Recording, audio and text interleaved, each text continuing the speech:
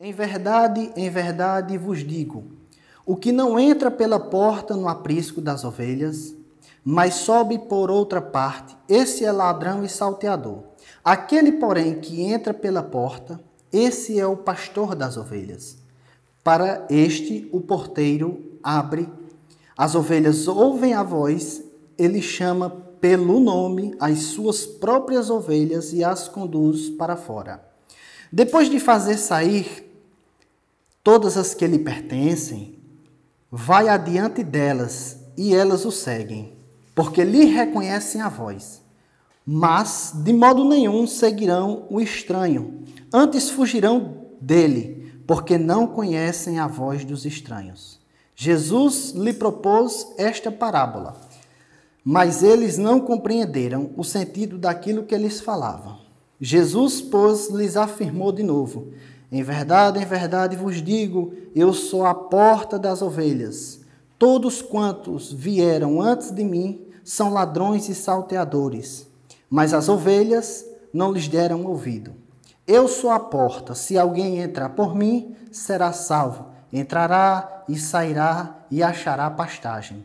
O ladrão vem somente para roubar, matar e destruir. Eu vim para que tenham vida e a tenham em abundância. Eu sou o bom pastor dá vida pelas ovelhas. Verso de número 15. Assim como o Pai me conhece a mim, eu conheço o Pai, e dou a vida pelas ovelhas. Meus irmãos, o contexto desse texto começa a partir de João, capítulo de número 9. João, capítulo número 9, narra a cura de Jesus sobre um cego de nascença, onde os discípulos chegam para Jesus e perguntam: mestre, quem foi que pecou? Foi ele ou foi os pais dele para que tal mal acontecesse? Jesus disse que aquilo tinha acontecido simplesmente para que se manifestasse as obras de Deus. Então Jesus, ao curar esse cego, em João, capítulo de número 9, já havia um mandato dos fariseus e dos saduceus para que todos aqueles que confessassem o nome de Cristo e dissessem que ele era o Salvador, todas essas pessoas deveriam ser expulsas das sinagogas. Já havia um mandato expedido pela liderança religiosa. Isso está no verso 9, a partir do versículo de número 18. 9 a partir do 18. Vejam. Não acreditaram os judeus que ele fora cego e agora via, enquanto lhe chamaram os pais e os interrogaram: é este o vosso filho de quem dizeis que nasceu cego? Como, pois, vê agora? Então os pais responderam: sabemos que este é nosso filho e que nasceu cego, mas não sabemos como vê agora, ou quem lhe abriu os olhos. Também não sabemos. Perguntai a ele. Ele tem idade para falar de si mesmo. Isto disseram seus pais, porque estavam com medo dos judeus, pois estes já haviam assentado que, se alguém confessar Jesus, o Cristo, fosse expulso das sinagogas. E a sinagoga, irmãos, ali, é interessante que a sinagoga ela não só servia como templo, como um lugar de adoração, como um lugar onde sentar e ouvir a lei. A sinagoga era um lugar extremamente importante porque lá também era julgado. Havia julgamentos dentro da sinagoga. As sinagogas estavam muito além simplesmente de um lugar de adoração. Era um lugar extremamente importante para os judeus. Então a família do cego ficou com medo de ser expulso da sinagoga e negaram a Jesus e jogaram a responsabilidade inteira para o seu filho. Diz: pergunte a ele, ele já sabe responder por si mesmo. Então, aquele homem que era cego, que recebeu um milagre, recebeu uma visita dos fariseus, e os fariseus perguntaram: quem foi que lhe curou? Ele disse: Jesus. E aí perguntaram: o que você diz a respeito dele? Ele disse que é um profeta. E no final das contas, eles terminam numa grande discussão, ao ponto dos fariseus expulsarem aquela pessoa que era cego da presença dele e da sinagoga. E Jesus, em outra ocasião, se encontrou com esse homem que recebeu o milagre e se revelou para ele, disse que era o Cristo que haveria de vir, e aquele homem que era cego se prostrou diante de Jesus e o adorou. O cego adorou Jesus e a partir daquele momento começou a seguir ao Senhor, a Jesus Cristo. Então, é diante desse contexto que esse texto que nós lemos está inserido.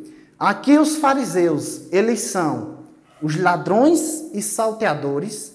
O cego aqui que recebeu um milagre é a ovelha que ouviu a voz do seu pastor e o seguiu. E então é esse o ambiente do texto a qual nós lemos.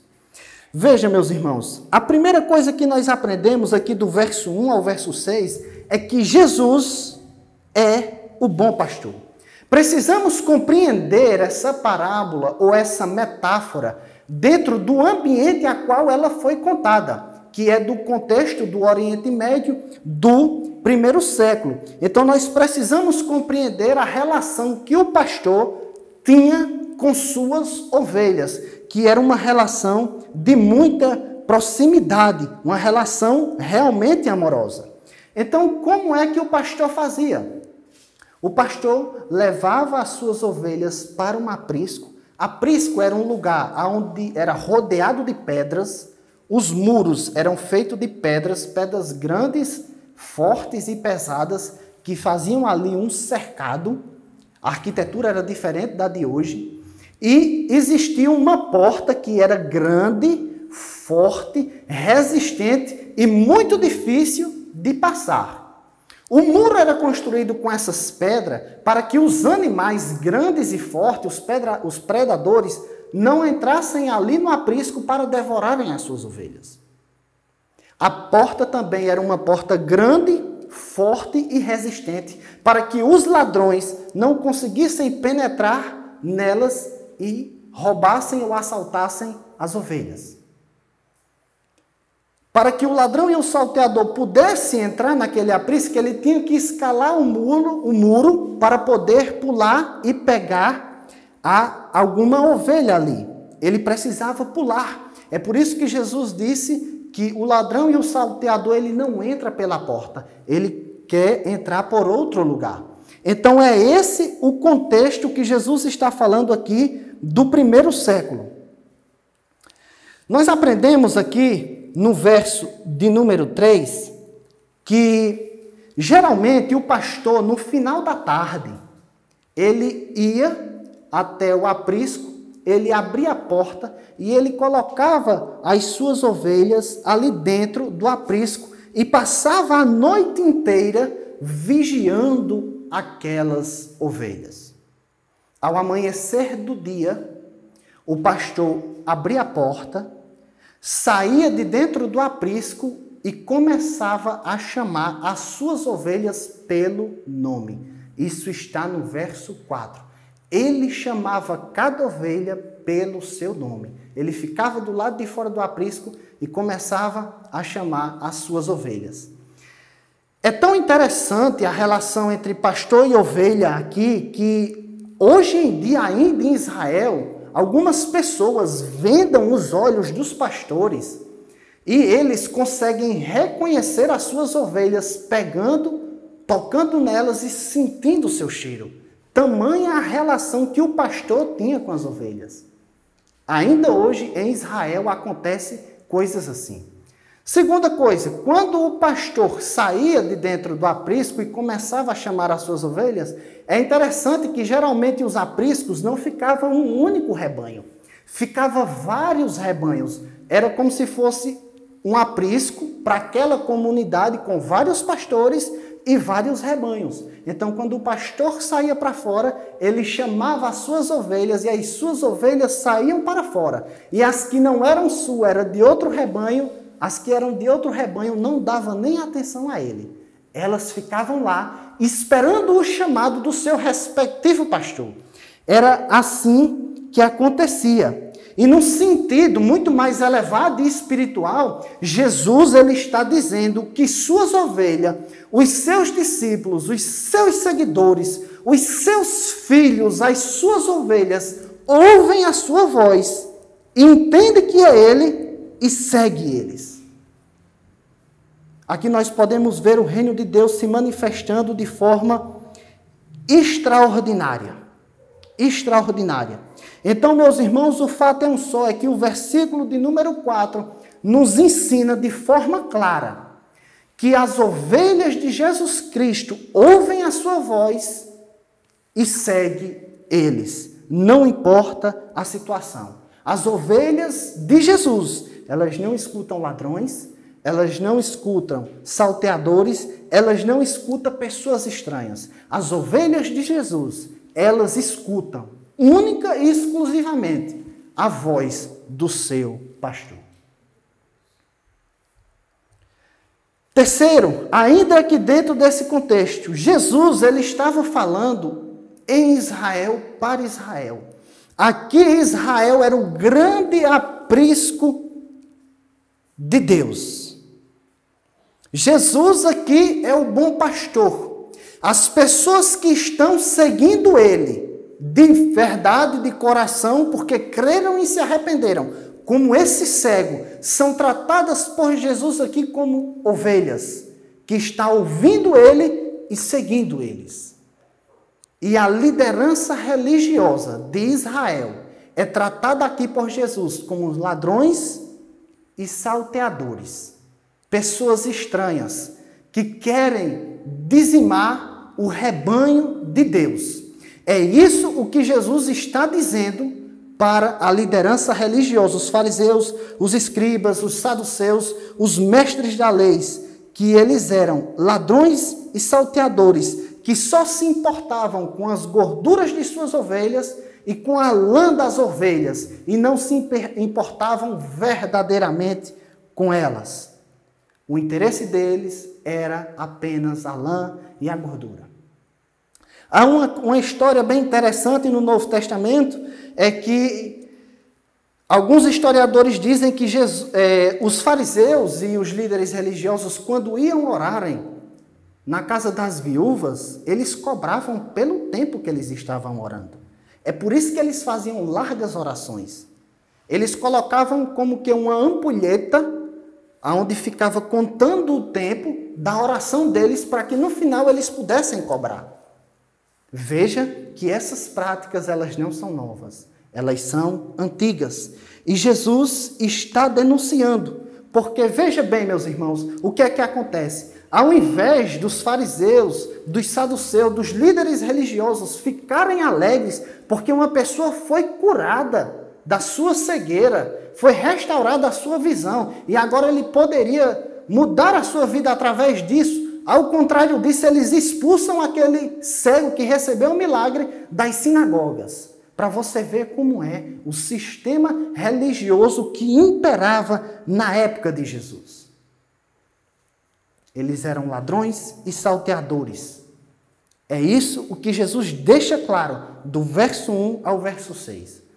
O que isso tem a ver, meus irmãos, conosco? Eu quero aqui aplicar o verso 4 e o verso 5 na nossa vida, porque Jesus foi quem falou que as suas ovelhas reconhecem a sua voz.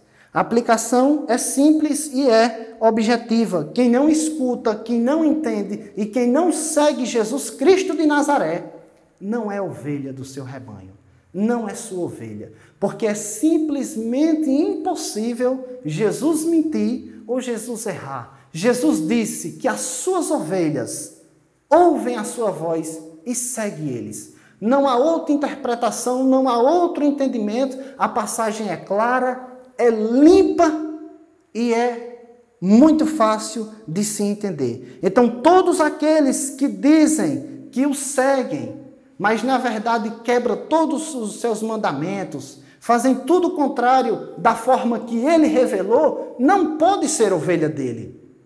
Porque Jesus disse que as ovelhas dele ouvem a sua voz e o seguem.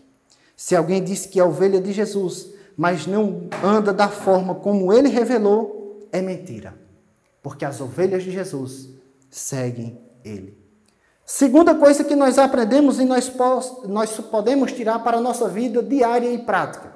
Isso é a base e o fundamento para que nós possamos evangelizar com segurança, tranquilidade e com paz. Nós não precisamos fazer apelos emocionais. Nós não precisamos de entretenimento para que as pessoas se convertam ao Senhor. Pelo contrário, essas coisas, no fim das contas, afastam as pessoas, porque quando uma pessoa vem para a igreja e está simplesmente por causa de uma emoção e de um entretenimento, quando essas coisas passam, essa pessoa vai se afastar. Então, nós, no evangelismo, devemos ecoar a voz de Deus, a voz de Jesus Cristo. E como é que nós podemos ecoar a voz de Jesus? Simplesmente de uma forma, lendo as Escrituras, interpretando e explicando elas de forma fiel. Assim, as ovelhas de Jesus vão ouvir a voz dele e vão seguir, acima de tudo, o bom pastor. Simplesmente pela leitura, interpretação e pregação fiel das Escrituras. As ovelhas de Jesus vão ouvir a sua voz por meio da pregação fiel das Escrituras e eles vão seguir Jesus. Veja bem, meus irmãos, a Bíblia fala de uma parábola chamada a parábola do semeador. E Jesus, ele mostra de forma clara que o semeador saiu semeando. Então, ele não fez nenhum trabalho além de semear. Simplesmente ele semeou. Aquela que caiu no bom solo, cresceu, germinou, deu frutos. Veja que o semeador não fez nada além de semear. Esse é o nosso único e exclusivo trabalho. Semear a palavra de Deus com toda a fidelidade. Em terceiro lugar, ainda que dentro, tirando mais uma lição para nossas vidas, eu já vi igrejas e mais igrejas fazerem eventos e gastarem 100, 200, 300 mil reais, trazerem bandas no mundo gospel, criar um ambiente emocional para que várias pessoas se emocionem e no fim das contas elas sejam manipuladas e levantem a sua mão, chorem e vá à frente em shows e mais shows. Eu já vi também com esses olhos eventos assim, 100 pessoas irem à frente, 200, 300 pessoas irem à frente. Mas no outro dia, eu já ouvi de pastores que não aparecia mais ninguém lá na igreja. Por quê? Porque foi um apelo emocional, foi um entretenimento, foi uma manipulação de sentimentos que houve ali naquele momento. Não foi a voz de Jesus chamando as suas ovelhas. Foi simplesmente um ambiente emocional que foi criado para manipular os sentimentos e as emoções das pessoas. E o que é que acontece? Às vezes aparece uma pessoa de 100, de 200, 300 que veio, 2, 3, às vezes não aparece ninguém. Porque não foi assim que Jesus revelou na palavra. Não foi essa a forma que Jesus revelou na palavra. Nós vivemos numa época a qual as denominações religiosas pressionam os seus obreiros para que eles dêem resultado. Tem igrejas que têm denominações que têm meta de batismos, meta de conversões, e ninguém pode estipular essas coisas. Isso tudo é inútil, isso tudo é blasfêmia, isso tudo é querer gerar uma coisa a qual Deus nunca planejou. Nós não devemos aceder pressão nenhuma, irmãos, nenhuma. Simplesmente o nosso trabalho é pregar com fidelidade Jesus Cristo. Essa é a única maneira eficaz das pessoas ouvirem a voz do bom pastor e seguir ele. Essa é a única maneira. Qualquer outra maneira tentada está fadada ao fracasso. Segundo, Jesus é a porta que dá acesso à salvação. Isso está do verso 7 ao verso de número 10, onde Jesus diz: Jesus, pois, lhes afirmou de novo: em verdade vos digo, eu sou a porta das ovelhas. Aqui, por causa que no verso 6 as pessoas não entenderam a parábola de Jesus, ele muda a forma de falar com as pessoas, ele muda a metáfora, ele amplia e ele interpreta algumas coisas que ele falou. Ele muda de pastor para porta e explica algumas coisas, mas o princípio continua o mesmo, a verdade continua sendo a mesma, a interpretação continua sendo a mesma. Quando Jesus diz eu sou, é um eu enfático, isto é, somente por meio de mim as pessoas podem entrar e ter acesso ao rebanho de Deus, e ter acesso a Deus, e ter acesso ao pasto de Deus. Simplesmente não há outra entrada. Eu sou a porta de entrada, disse Jesus. Não há outra porta, não há outro caminho, não há nada além de Jesus Cristo. Veja bem, meus irmãos, que nesse evangelho, Jesus ele é claro e enfático em dizer 7 vezes o eu sou. Jesus disse: eu sou o pão da vida, eu sou o bom pastor, eu sou a luz do mundo, eu sou a porta, eu sou o caminho, eu sou a verdade, eu sou a vida. Não há nada além de Jesus. Jesus é tudo, Jesus é suficiente, Jesus é aquele que satisfaz o seu rebanho. Simplesmente Ele é quem pode fazer essas coisas. Se Jesus não satisfaz uma pessoa, nada mais nessa existência, nessa terra, nessa vida pode satisfazer Ele. Nada mais. Simplesmente Jesus é suficiente para nos satisfazer. E se Jesus não satisfazer, meu irmão, nada mais vai lhe satisfazer. Não é drogas, não é bebidas, não é mulheres, não é nada aqui nessa existência. Simplesmente nada. Fama, dinheiro, nada. Jesus é tudo. Jesus é a porta, Jesus é o caminho, Jesus é tudo. E os bodes e os demais animais, meus irmãos, vão escutar muitas vozes e vão entrar por muitas portas, mas jamais escutarão e seguirão o bom pastor. Eles procuram coisas e mais coisas e nunca encontrarão e entrarão e seguirão Jesus Cristo de Nazaré. Somente Jesus. Somente Jesus. Aqui eu também quero dizer a vocês que o verso 8 e o verso 10 às vezes é muito mal interpretado.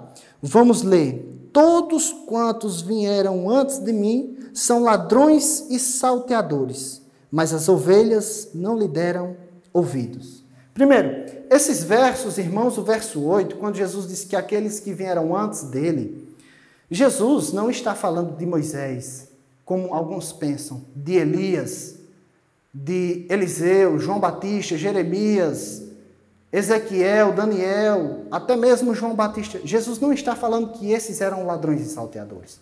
Pelo contrário, Jesus ratificou a mensagem deles.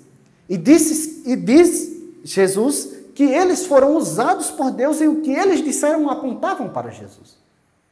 Na verdade, Jesus está falando de 2 grupos aqui que vieram antes dele. Primeiro foi essa liderança religiosa. Escribas, fariseus, saduceus, mestres da lei, que vieram antes dele para roubar e destruir o rebanho de Deus. Segundo, os que vieram antes de Jesus para fazer essas coisas foram todos aqueles que se levantaram se arrogando dizer que era o Messias e fizeram revoluções armadas em Israel, como aconteceu. E lá na frente, Gamaliel fala, quando o Sinédrio começa a perseguir a igreja. Ele diz, olha, se esse é um movimento messiânico, deixa que vai prosperar. Se não for, não vai. Então, ao longo da história, aconteceu algumas revoluções armadas dentro de Israel. Algumas pessoas disseram que eram Messias e quiseram enfrentar o Império Romano por meio das armas. É desses que Jesus estava falando. Segundo, o verso 10 diz assim, o ladrão vem somente para matar, roubar e destruir. Algumas pessoas aqui, alguns intérpretes dizem que isso é Satanás. E de fato, Satanás veio para matar, roubar e destruir. Mas esse texto, em todo o ambiente contextual, tanto o verso 9, como o verso 10, como o verso 11, Jesus ele não fala do diabo. Quem veio para matar, roubar e destruir, aqui nesse texto, era justamente a liderança religiosa que mataria os discípulos de Jesus posteriormente e mataria o próprio Jesus. São esses que foram enviados para matar, roubar e destruir. Era a liderança religiosa de Israel e não o diabo. Apesar do diabo também influenciar nessas coisas. Aqui, meus irmãos, nós tiramos mais um princípio, mais uma aplicação para as nossas vidas a partir do verso 9. Eu sou a porta, se alguém entrar por mim, por meio da fé, por meio do arrependimento, elas entrarão, sairão e encontrarão pastagem. Como eu disse aqui, a gente deve sempre lembrar do contexto do primeiro século, do pastor tomando de conta de suas ovelhas. Quando ele conduzia as suas ovelhas, ele levava as ovelhas dele ao pasto e as ovelhas comiam, as ovelhas ficavam saciadas, as ovelhas ficavam gordas e com a lã bonita. E o pastor olhava e mostrava como as suas ovelhas estavam encontrando pastagem e ficando bonitas. Assim mesmo, somos nós hoje, quando entramos pela porta de Jesus. Como temos Jesus como bom pastor, Ele nos alimenta, Ele nos dá vida, Ele nos conduz às pastagens espirituais, Ele nos dá conforto, consolo, porque Jesus cuida de nós em última instância. Jesus é quem cuida de todos nós. Veja que Jesus veio para morrer e ressuscitar em nosso lugar. E ainda hoje, Jesus intercede pelos seus, como diz o livro de Hebreus. Como diz aqui em João capítulo 10, na oração sacerdotal, que Jesus ora pelos que ainda iriam crer por meio de sua palavra. Então Jesus orou e intercede ainda hoje no céu por todas as suas ovelhas. Quem entra, meus irmãos, por essa porta, por Jesus, é satisfeito e encontra pastagens das mais belas, que saciam a fome interior do homem. Jesus é a porta.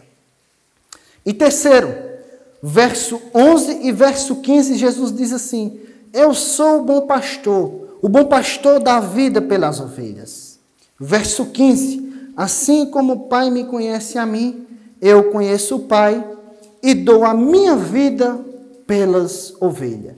Eu quero, irmãos, aqui entrar com vocês um pouco na doutrina da expiação.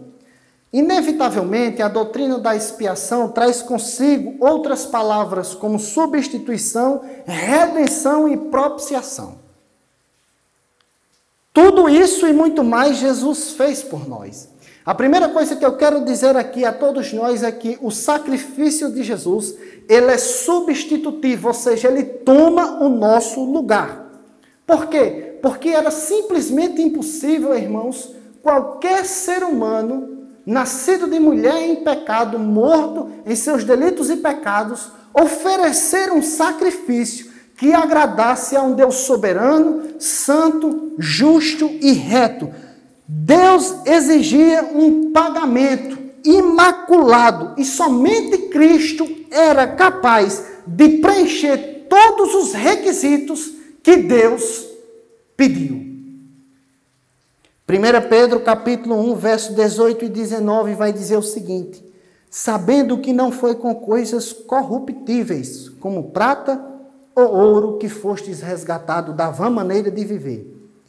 Por tradição recebeste os vossos pais, mas com o precioso sangue de Cristo, como de um cordeiro imaculado e incontaminado, vocês foram comprados. Cristo sofreu, meus irmãos, em nosso lugar. Todas as nossas obras, todos os nossos maiores esforços diante de Deus, para fazermos um sacrifício para agradarmos a Deus, é simplesmente inútil. Somente Jesus Cristo foi capaz de nos substituir, de substituir as suas ovelhas diante de Deus. Jesus. Vamos ler Isaías, capítulo de número 53. Isaías 53, versos de número 4, 5 e 6 e 7. Diz assim, Isaías 53. Certamente Ele tomou sobre si as nossas enfermidades e as nossas dores levou sobre si. E nós reputávamos por aflito, ferido de Deus e oprimido. Mas Ele foi transpassado pelas nossas transgressões e moído pelas nossas iniquidades. O castigo que nos traz a paz estava sobre Ele, e pelas suas pisaduras fomos sarados. Todos nós andávamos desgarrados como ovelhas, cada uma se desviava pelo seu caminho. Mas olha o que Deus fez, mas o Senhor fez cair sobre ele a iniquidade de todos nós. Somente porque Deus colocou os nossos pecados, os pecados da igreja, os pecados das suas ovelhas, em Jesus Cristo, é que nós podemos ter salvação. E isso significa substituição. Sai você e entra Jesus em nosso lugar. Segundo, redenção. Em Marcos capítulo de número 10, verso 45, diz o seguinte: o Filho do homem também não veio para ser servido, mas para servir e dar a vida em resgate de muitos. Meus irmãos, a palavra aqui no grego é litron, que significa pagar um preço por resgate. Essa palavra, ela era muito usada nas ágoras, ou seja, nas praças ali de Israel, tomadas pelo Império Romano. E o que é que acontecia ali? As pessoas levavam seus escravos para as praças, para ali venderem os seus escravos. E quando alguém chegava para comprar um escravo, ele pagava o preço pelaquele escravo, para libertar aquele escravo. É justamente isso que Jesus Cristo fez por nós. Nós éramos escravos do pecado. E Jesus Cristo pagou o preço para que as suas ovelhas pudessem ser libertas, livres do pecado. É isso o que significa dizer redenção. É pagar o preço. Terceiro, propiciação. A palavra no grego é hilasmos. Significa dizer aplacar a ira de alguém que foi ofendido, ou apaziguar alguém que estava extremamente irritado. Na nossa relação com Deus, irmãos, nós ferimos a Deus com o nosso pecado. Nós ferimos a santidade de Deus com o nosso pecado. É por isso que era necessário alguém fazer um sacrifício para que pudesse apaziguar a ira de Deus. E todos os sacrifícios humanos eram incapazes de apaziguar a ira de Deus. Somente Jesus Cristo fez propiciação para apaziguar a ira de Deus. Somente Jesus foi capaz de fazer uma propiciação para aplacar a ira de Deus. Então, meus irmãos, eu quero aqui trazer uma aplicação bem vívida para nós. Quando Deus olhava para nós, que estavam mortos nos nossos delitos e pecados, Deus cerrava os seus punhos. As veias de Deus começavam a engrossar e a aparentar nos braços, no pescoço, na testa. A pupila do olho de Deus começava a dilatar e ele começava a soltar fumaça pela boca e pelos narizes, de tão irado que ele estava conosco. Mas quando Jesus morre na cruz pelas suas ovelhas, a ira de Deus, ela é aplacada. Deus é acalmado e assim nós podemos reconciliar com Deus. Jesus Cristo fez isso por nós. Acalmou a Deus, apaziguou a Deus para reconciliarmos com Ele mesmo.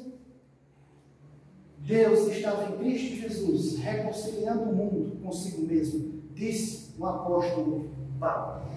Mas aqueles que não creem, não se arrependem, não escutam a voz de Jesus, no dia do juízo final, terão que encarar um Deus completamente irado, santamente irado, e terão que aguentar eternamente a ira santa e justa de Deus por toda a eternidade.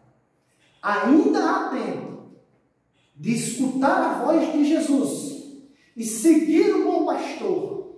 Ainda há tempo de correr aos pés da cruz e ter os pecados substituídos, pagos, propiciados e uma redenção feita por meio de Jesus. Mas todos aqueles que morrerem em rebeldia contra Deus, contra a voz de Jesus e contra o que ele ensinou, terão que enfrentar um Deus irado por toda a eternidade.